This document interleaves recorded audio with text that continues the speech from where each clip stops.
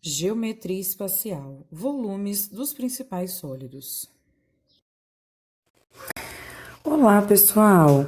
No nosso vídeo resumo de hoje, nós vamos falar sobre um tema da matemática que é muito importante, que é a geometria espacial. Mas, antes de nós entrarmos na geometria espacial, nós vamos fazer uma breve revisão da geometria plana. A geometria plana é a parte, é o ramo da matemática que estuda as formas que não possuem volume. Dentro desses cálculos, nós temos cálculo de área, de perímetro, lados de uma figura a partir de ângulos e de outras características das figuras planas, certo? Então, nós vamos ver aqui algumas fórmulas mais utilizadas para cálculos de área dentro da geometria plana. Bom, nós temos o quadrado, né? Onde nós temos que a área dele é lado vezes lado, ou simplesmente lado elevado a 2. Nós temos o retângulo, onde nós temos que o cálculo de área é base vezes a altura. Paralelogramo, que também é uma base vezes a altura. Se você observar bem, o paralelogramo é como se o retângulo tivesse batido um ventinho nele, ele deu uma inclinadinha e virou o paralelogramo. O losango, onde nós temos aqui, ó, diagonal menor, diagonal maior, e a área é a multiplicação das duas diagonais dividido por 2. O trapézio, que nós temos base menor, base maior e a altura, e o cálculo da área é a soma das duas bases vezes a altura dividido por 2. Para um triângulo qualquer, nós podemos usar a fórmula mais comum, que é base vezes a altura dividido por 2, que é como se fosse a metade de um retângulo ou de um paralelogramo. Quando nós temos um triângulo equilátero, que aí ele é um pouco mais específico, onde todos os lados são iguais, a gente pode usar a fórmula do L ao quadrado vezes a raiz de 3 dividido por 4, lembrando que o L aqui é a medida do lado. Só para voltar aqui antes um pouquinho, no triângulo existem outras fórmulas também da gente calcular, utilizando ângulos, utilizando perímetro. Eu coloquei as duas que são mais comuns, tá? Bom, o hexágono regular é um hexágono que possui todos os lados e todos os ângulos iguais. E aí, a fórmula é 3 vezes o lado ao quadrado vezes a raiz de 3 dividido por 2. Se a gente observar, é uma fórmula muito parecida com essa do triângulo equilátero. E, na verdade, elas têm relação, sim. Se nós, dentro de um hexágono regular, nós conseguimos formar 6 triângulos regulares, que são triângulos equiláteros, né? Então, se a gente pegar a fórmula do triângulo equilátero e multiplicá-la por 6, a gente chega na fórmula do cálculo de área de um hexágono regular. Eu coloquei aqui o círculo, apesar do círculo não ser um polígono, ele também é uma figura plana, né? E o cálculo da área do círculo é π vezes o raio ao quadrado. Bom, quando a gente fala de perímetro, se a gente está falando de polígonos, basta simplesmente que a gente some os lados desse polígono, né? O perímetro, ele trata do contorno da figura. Agora, quando a gente fala do círculo, como eu falei, o círculo não é um polígono, o perímetro do círculo é a sua circunferência, como se fosse esse contorninho aqui, ó. Que para calcular a gente faz 2 vezes o π vezes o raio. É muito comum as pessoas confundirem a fórmula da área com a fórmula do perímetro. Então, fique esperto. Na área, a gente sempre tem o raio ao quadrado. O 2, ele fica em cima do raio, como expoente. No perímetro, o 2, ele está multiplicando o π e o raio.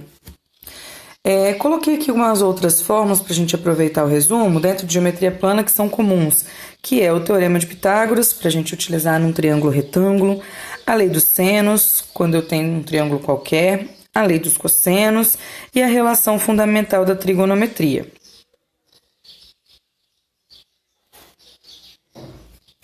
Bom, agora então nós vamos entrar na parte que realmente é o objetivo do nosso resuminho de hoje, que é a parte de volumes dentro de geometria espacial. Geometria espacial, ela estuda os objetos que ocupam lugar no espaço.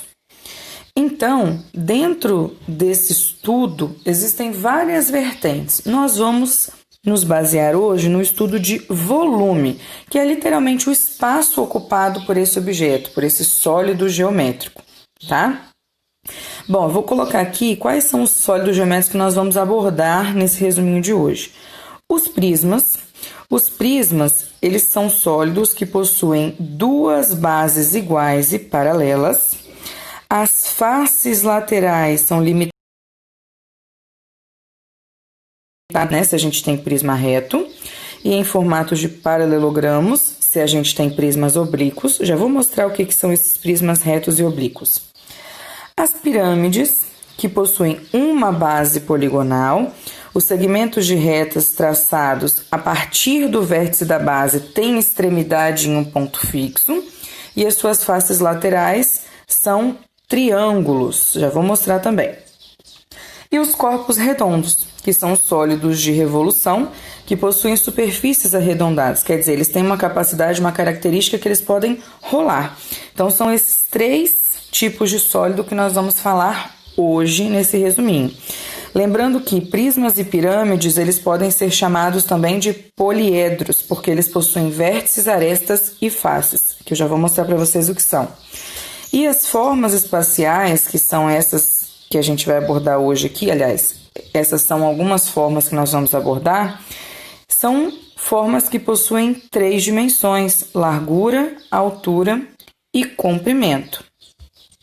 Bom, coloquei aqui, ó, exemplos de um poliedro. Coloquei inclusive uma pirâmide, tá? Só para a gente ver quais são os elementos que compõem um poliedro. Lembrando que poliedro, como eu falei, nós vamos falar hoje de prismas e pirâmides. Corpos redondos não são poliedros. Então, para que uma forma seja um poliedro, ela precisa ter vértices, faces e arestas. O que é cada coisa desse? Os vértices são esses pontinhos aqui, ó. O A, o B, o C, o D e o E. São os pontinhos que delimitam o polígono da base e que delimitam também o polígono que forma as faces desse poliedro. Lembrando que eu coloquei o exemplo de uma pirâmide, mas nem sempre um poliedro pode ser uma pirâmide, pode ser também um prisma. As faces são esses polígonos que ficam na lateral aqui, ó. No caso da pirâmide, são triângulos, tá? No caso dos prismas, como eu falei, vão ser paralelogramos ou retângulos, ok?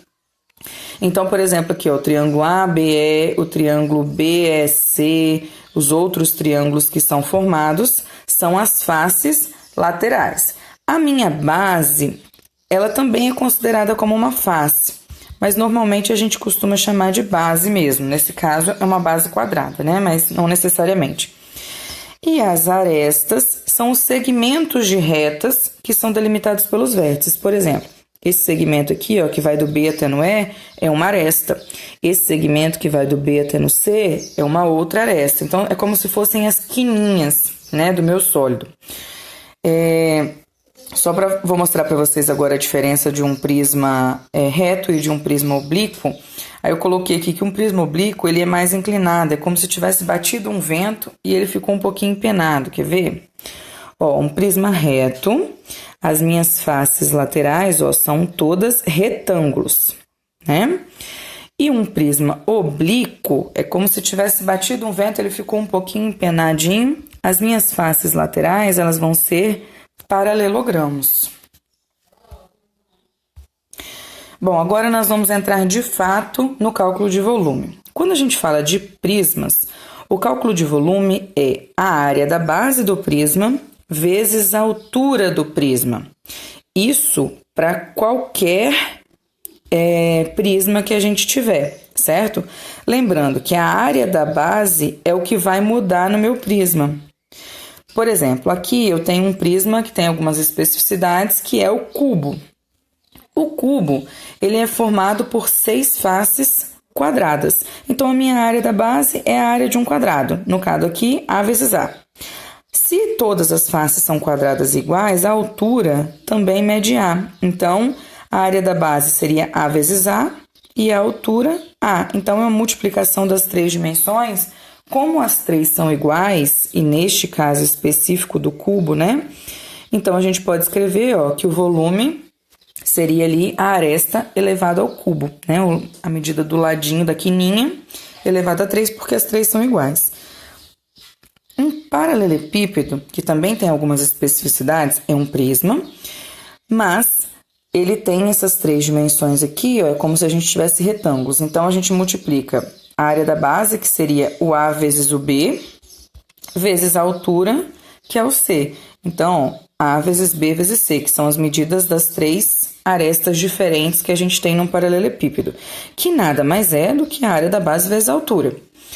Agora, esses dois aqui possuem especificidades, por isso que eles possuem nomes diferentes, inclusive, mas os demais prismas, por exemplo, aqui eu coloquei um prisma de base triangular. O prisma pode ter uma base quadrada, pode ter uma base hexagonal, pode ter uma base pentagonal, enfim. Eu coloquei um exemplo aqui e o que vai mudar no cálculo do volume é literalmente a área da base. Continua sendo a área da base vezes a altura. Então, se a minha base é um triângulo, a minha área da base vai ser a área de um triângulo. Se a minha base é um quadrado, a área da base vai ser a área de um quadrado. Se a minha base é um hexágono, a área da base vai ser a área de um hexágono. E assim por diante. Então, sempre cálculo de volume de prisma é a área da base vezes a altura. O que muda é o cálculo da área da base. Nas pirâmides, a gente tem que o volume da pirâmide é a área da base vezes a altura dividido por 3. Assim como nos prismas, a base também vai modificar de acordo com o polígono. A base pode ser quadrada, a base pode ser triangular, a base pode ser retangular, pode ser hexagonal, pode ser um pentágono, enfim. A base muda assim como nos prismas, certo? Agora, por que ela tem um dividido por 3 aqui? Porque se a gente tiver um prisma e uma pirâmide que tem a mesma área da base e a mesma altura, a gente pode dizer que o volume que cabe dentro de uma pirâmide é 1/3 do volume que cabe dentro de um prisma que tem a mesma base e a mesma altura. Por isso que é a área da base vezes a altura dividido por 3. Certo? Então, assim como lá no prisma, o que muda é o cálculo da área da base. Se a minha base for um quadrado, eu vou calcular a área de um quadrado para a área da base. Se a minha base for um triângulo, vou calcular a área de um triângulo para a área da base. E depois eu multiplico pela altura e divido por 3. Isso em qualquer pirâmide, certo? E, por fim, mas não menos importante, o volume dos corpos redondos. Aqui, cada um tem as suas características específicas, não existe uma fórmula mais ou menos única, como é no caso dos prismas e das pirâmides, né? Aqui nós temos o cilindro. O cilindro, se vocês observarem, ele nos lembra um prisma, não é um prisma, ok? Ele nos lembra um prisma. Ele tem duas bases aqui, ó, que são iguais e paralelas, só que essas bases sempre vão ser círculos. Certo? Então, para a gente calcular o volume de um cilindro, nós vamos fazer, assim como num prisma, a área da base vezes a altura, certo? Só que no cilindro, a minha área da base é sempre a área de um círculo, πr ao quadrado, vezes a altura. Então, aqui não tem essa diferenciação de área de base. A área da base é sempre a área de um círculo. O cone, se vocês observarem, ele nos lembra uma pirâmide, não é uma pirâmide. Ele nos lembra, nos dá a ideia de uma pirâmide. Por quê? Porque o volume dele, ó, também é a área da base vezes a altura dividido por 3. Só que a área da base de um cone sempre é a área de um círculo, certo? Porque a base dele vai ser sempre um círculo.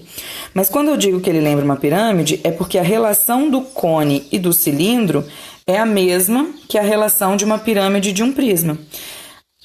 O volume que cabe dentro de um cone que tem a mesma área da base e a mesma altura de um cilindro é 1/3 do que cabe dentro do cilindro. Então, por isso que é a área da base vezes a altura dividido por 3. Só que lembra que a área da base, tanto no cilindro quanto no cone, é a área de um círculo. E por fim, aqui nós vamos falar agora da esfera, que é o caso um pouquinho mais diferente de todos. O cálculo do volume da esfera é 4π vezes o raio elevado a 3 dividido por 3.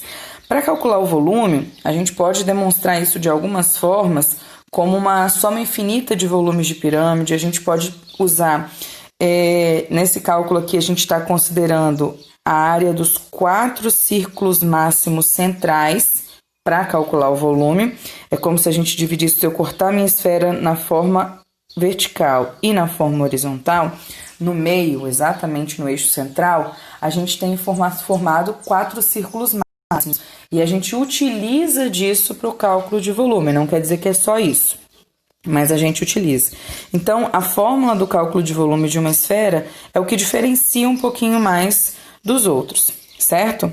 Bom, esses são os principais sólidos e eu tentei mostrar de forma breve o cálculo de volume deles. Lembrando que eu fiz uma revisãozinha lá das áreas da geometria plana, porque quando a gente fala de pirâmide e de prisma, a gente precisa saber das áreas das figuras planas para poder calcular a área da base, ok? Eu espero ter contribuído. Beijinhos e até uma próxima aula.